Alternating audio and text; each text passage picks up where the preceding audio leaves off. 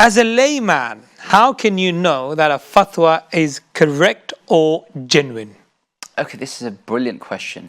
There are a few things to be borne in mind when considering fatwa. First and foremost, receiving a fatwa is part of one's educational process.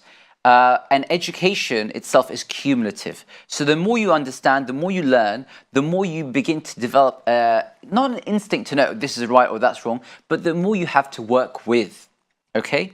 And part of the educational process from an Islamic angle starts with asking Allah for guidance. In every single rak'ah of salah, we say, Ihdina as-sirat al-mustaqim, guide us to the straight path. The Prophet ﷺ in the Qiyam al-Layl, when he would stand for night prayer, and in other salawat, he would say, Ihdini lima ikhtalifa fihi min al-haqqi bi-idhnik, fa-innaka tahdi man tasha'u ila sirat al-mustaqim.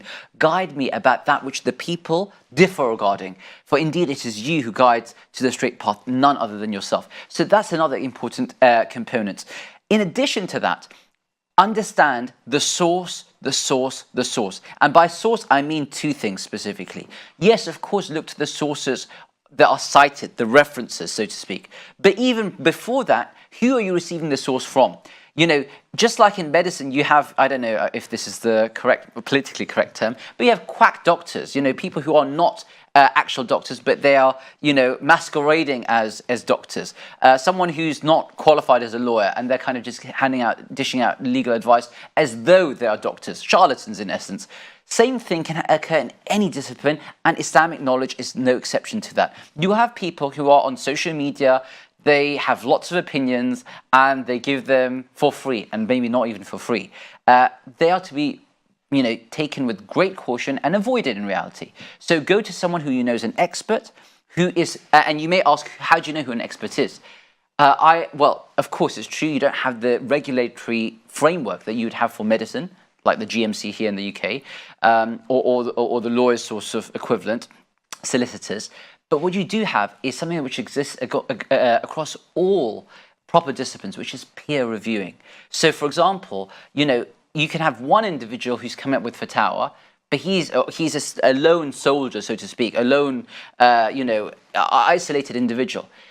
You know, he's not in a position to come up with views just which have no precedent. But if he is peer reviewed, i.e. all his peers recognize this person is someone noteworthy, he speaks in many masajid, some of the bigger mosques across the globe or in your country or in your vicinity. He has a reputation which has stood the test of time.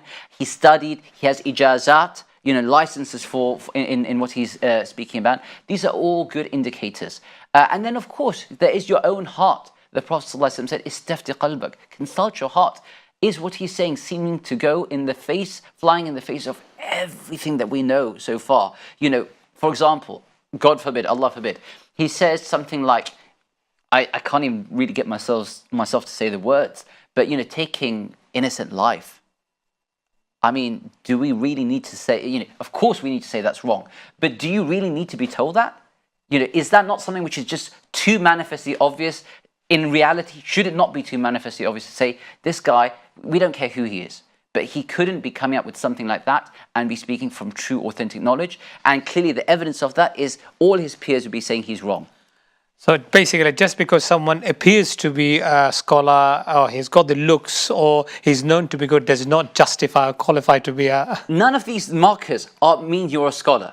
Let me just make this clear. That you, if I may say so, and with no offense to anyone, you sound like you're from a foreign country. Because we find the foreign to mean that, it's perhaps more authentic. No. He recites with a beautiful, melodious voice. That doesn't make you a scholar. That might make you a qari, but not a scholar of law or of hadith, etc. That you're wearing, again, foreign garb. This doesn't make a person a scholar.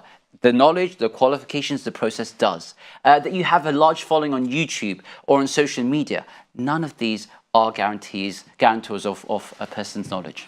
Beautiful point. And alhamdulillah, we as Muslim, it's our responsibility, especially as parents, because there are a lot out there on social media videos that we shouldn't be dealing, especially our children should not be even watching it. That are good and bad. I'm sure we look at the khair and we avoid anything that is shar.